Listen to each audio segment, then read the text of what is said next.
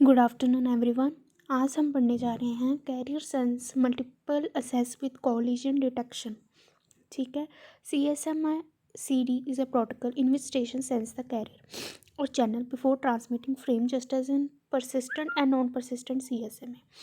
If the channel is busy the station waits. ठीक है। इसमें क्या होता है, जब हम कैरियर सेंस मतलब जब हमने डाटा को ट्रांसमिट करना है तो इसने कैरियर को सेंस करना।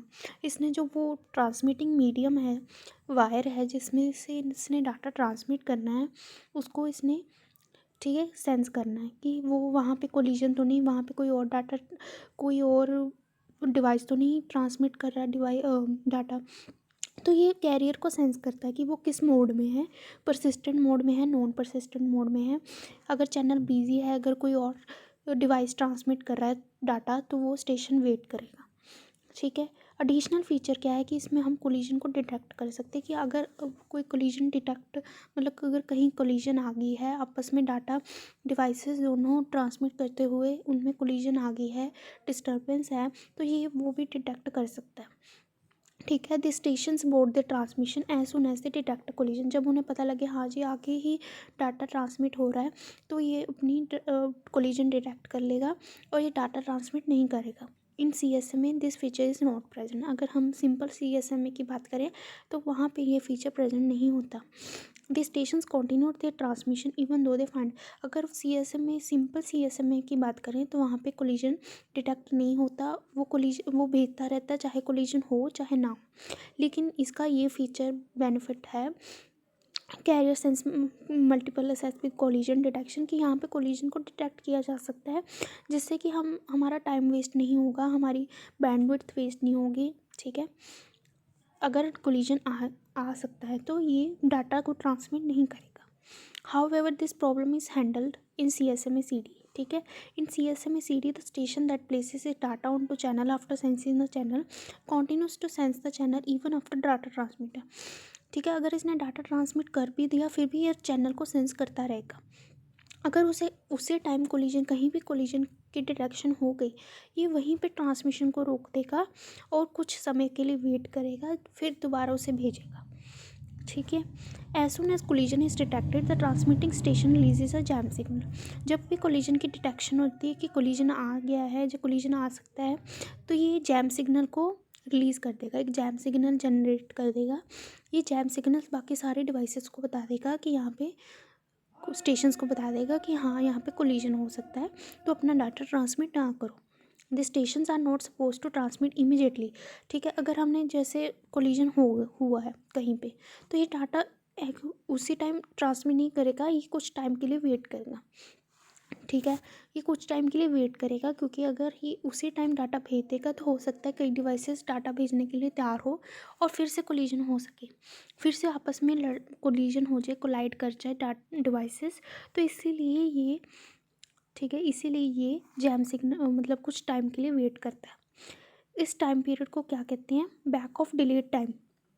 ठीक है। Back off delay time the stations will retry the transmission. यहाँ पे बैक ऑफ डिले टाइम होता है जिसमें हमने कुछ टाइम के लिए वेट करना पड़ता है, फिर उसके बाद डाटा ट्रांसमिट करना है।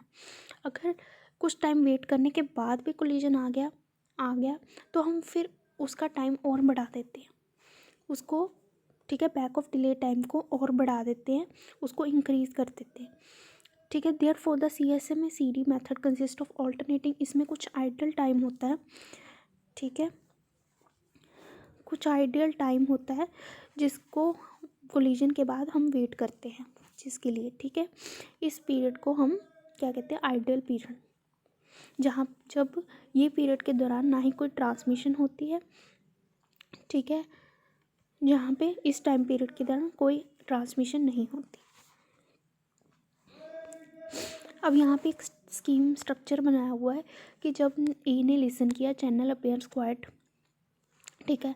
जब चैनल खाली है तो इसने डाटा भेजना स्टार्ट किया, फिर उसके बाद ए भेज रहा है, A signal reaches B, A B तक पहुंच गया, फिर उसके बाद blocks any transmission by B. ठीक है। बी तक पहुंच गया, फिर बी से डाटा ट्रांसमिट करने लगा, फिर सी तक पहुंचा, सी को उसने लिसन किया, फिर सी तक भी पहुंचने के लिए वो चल पड़ा। उसके बाद A and C both are transmitted. अब यहाँ पे सी की तरफ से भी एक डाटा आ रहा है और ए की तरफ से भी एक आ रहा है, मतलब दोनों तरफ से डाटा आ रहा है। तो यहाँ पे कोलिजन डिटेक्ट होगी। अब क्या करना, कोलिजन आ गई, कोलिजन आ गई।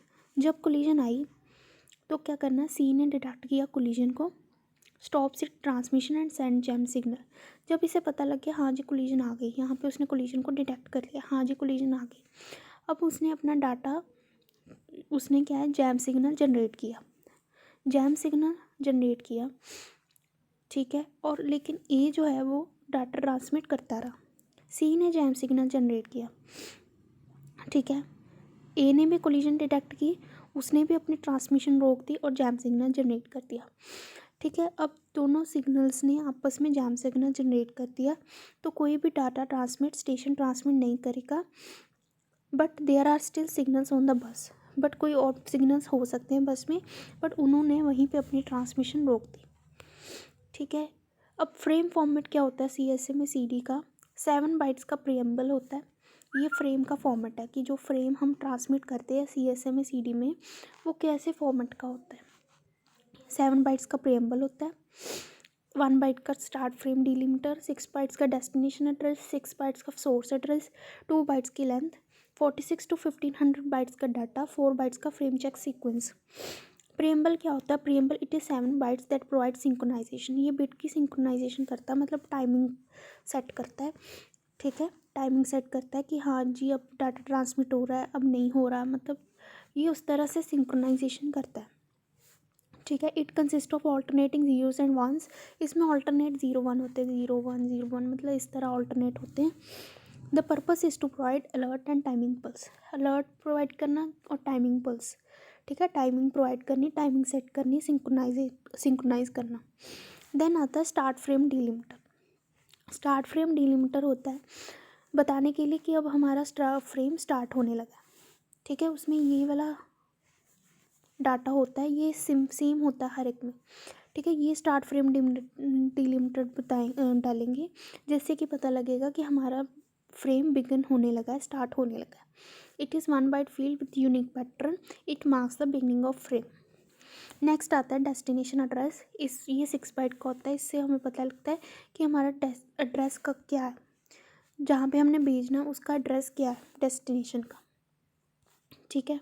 सोर्स एड्रेस बताता है कि हमने कहाँ से भेजा है। It is also 6 byte field contain the physical address of source और last byte to forward the packet, ठीक है। सोर्स एड्रेस बताता है कि हमने कहाँ से डाटा भेजा है। लेंथ बताता है कि लेंथ क्या है, नंबर ऑफ़ बाइट्स, मतलब डाटा फील्ड में कितनी, डाटा फील्ड की लेंथ क्या है, ये बताता है कि जो हमने डाटा इसमें भेजना है उसकी क्या लेंथ है, ठीक है। It can be 46 to 1500 bytes depending on the type of frame and the length of information field. इसमें सारी इंफॉर्मेशन होती है डाटा में, ठीक है। डाटा में सारी इंफॉर्मेशन होती है, 46 to 1500 बाइट्स का हो सकता है, ठीक है। फ्रेम चेक सीक्वेंस क्या होता है इसमें हम बताते हैं, ये होता है CRC, ठीक है ना, साइक्लिक रिडंडेंसी चेक। ये होता है एरर डिटेक्शन के लिए, ठीक है। एरर को डिटेक्ट करने के लिए हम इसका यूज़ करते हैं, ठीक है। Okay, thank you.